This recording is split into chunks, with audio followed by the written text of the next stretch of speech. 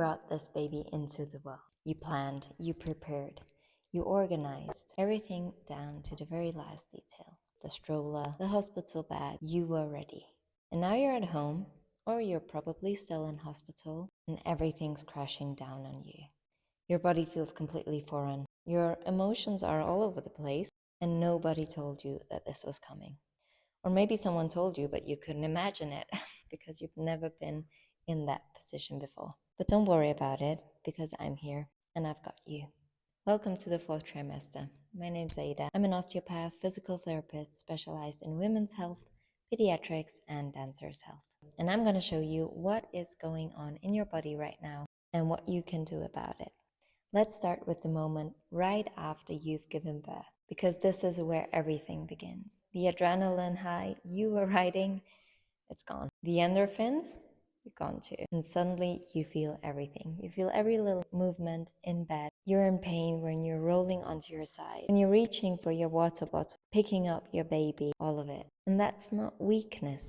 That is your nervous system waking up after the biggest marathon of your life. Now I want you to picture something. Imagine your abdominal cavity as a balloon full of water. What happens if you press from the outside that balloon? It probably bulges out, and it always bulges out at the weakest point. And in your case, if you've delivered naturally, it's your pelvic floor. And if you've delivered through C-section, it's your C-section scar. So this is the first exercise I want you to learn, which is breathing out whenever it gets hard. Because whenever you release pressure from your body, the bulging out doesn't happen. Now here's the problem. When we know something will hurt, we automatically hold our breath. And what happens if we hold our breath? The bulging occurs. So the pressure, the intra-abdominal pressure rises, and the bulging occurs on the weakest point. And every single time we make that weak point even weaker instead of protecting it. So starting today, rule number 1, always breathe out when it gets hard. It shouldn't be a quick puff. It should really be a long exhale, like this. When you roll onto your side, breathe out while you do it. When you pick your baby up off the crib, breathe out while you lift it. Every time your abdominal muscles contract from the outside, breathe out, let the air out. The same comes to coughing and sneezing. There is a trick you can do to make it more comfortable for yourself. If you feel a sneeze arriving, don't hold it in. Rather, turn your abdomen to the side, make a rotation with your upper body so your deep core can overtake. If you're coughing, turn around and cuff into your elbow, like this. So that's how the crunching motion will not happen. Now let's cover the C-section, mom. You just had a major abdominal surgery.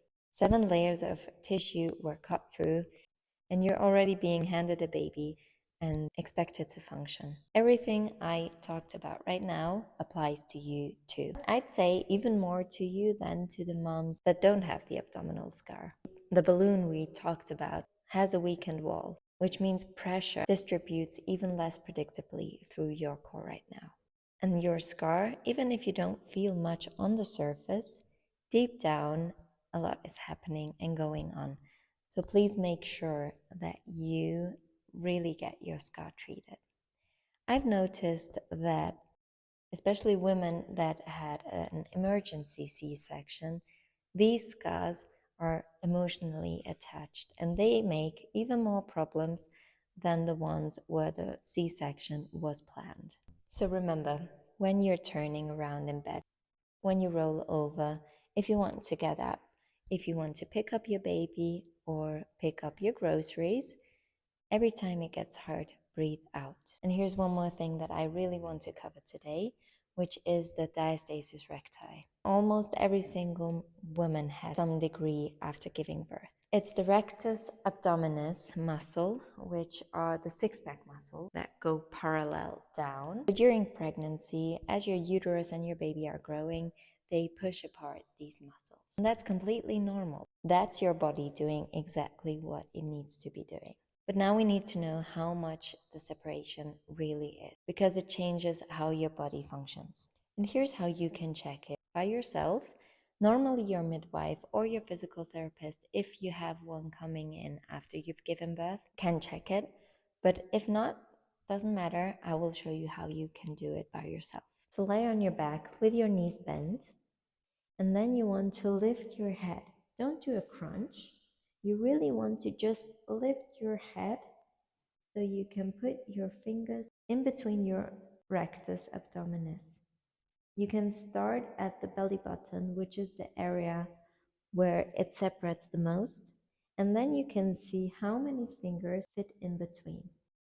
1 to 2 fingers is within the normal range after you've given birth. With 3 or more fingers, we want to give your belly a little support from the outside. If you're working with a gap of 3 fingers or more, I'd recommend wearing an abdominal support binder during your day. Please don't put it on while you're sleeping or if you're just laying on the couch. This is counterproductive. It can make your muscles even lazier and your belly appear even bigger. I know in some cultures it is common, but please don't do that. You should also make sure to attach it that way so the pressure is falling, going up. So you basically want to adjust it in a V shape.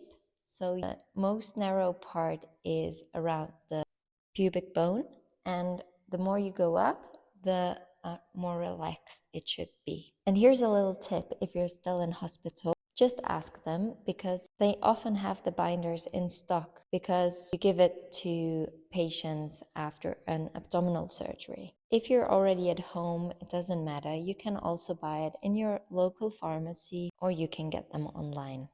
Make sure that it's really a wide strap. Now, with the diastasis in mind, here's what we want to avoid during daily life. We want to be avoiding anything that lets the muscles drift apart even more. Number 1 rule, never ever get up straight from lying on your back. That is a classic crunch motion, which is exactly what lets the muscles drift apart even more. If you want to get up, always turn to your side and push yourself up. The same applies to coughing and sneezing. Don't cough in that motion. Do it as I already mentioned. Turn away so you really can get the oblique muscles that support you that you want to activate. Every time you want to be lifting something or anything that takes effort, breathe out so the pressure doesn't bulge out where the weakest point is at. And you can see that if you want to get up, it bulges out in the middle where the diastasis recti is. So that is how you can control it. Regarding the abdominal binder, you should wear it until the gap is only 2 fingers wide. Then you should put it away because the core muscles should be able to compensate if the gap is only 2 fingers wide. Now we're at the end of our first video, and here's what I want you to take away from this. Your body is a system under pressure right now, and you have one incredibly simple tool to work with that pressure and not against it, and this is your breath. That's it. No exercise, no sit-ups, only breathing out, exhaling while it gets hard. In the next video, we'll be solving the mystery that everyone talks about, but almost nobody explains to you, the pelvic floor. What is it? Why is it important? And how to actually activate it? Because just squeeze it is not an answer. There's a little more to that. And you deserve better than that. If this helped you today, save this video or send it to a friend that is in that current situation. And always keep in mind, you don't need any extravagant exercises. You really just need to do daily life correctly because daily life is a workout for newborn moms. And the coming videos and exercises are really just the basics. It should not be a fitness channel.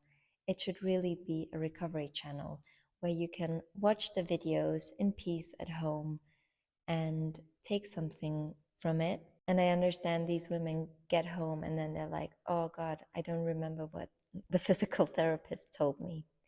So here I am helping you with these basic things so you can watch them again in peace with your baby lying next to you probably.